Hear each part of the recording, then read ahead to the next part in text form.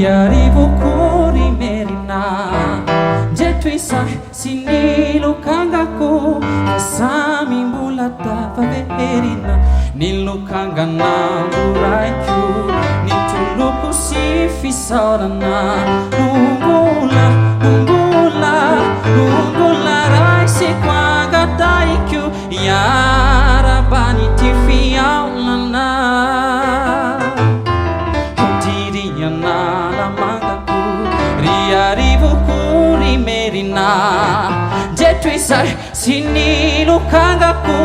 fa samy mbola tafaverina nilokanganambo raiko nitoloko sy fisaorana nombola raiseko angataiko iarabany ty fiaolana fantatrao zay ny fanaozana sanatry tsy fifandirana fa nitady fanavaozana no niniko nandosirana taminao no ny tarainako nitoloko sy ningitiny de sitosika ny fiainako ka nandao anao tsy fidiny hautire itirako riakany nyatomboana raisonao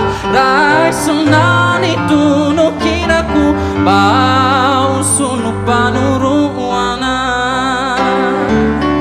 fantatrao zay ny fanaozana sanatry tsy fifandirana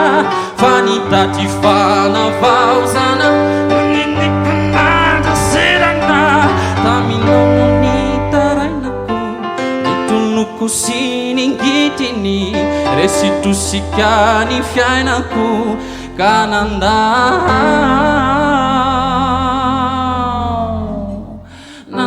anao tsy fidiny hautire itirako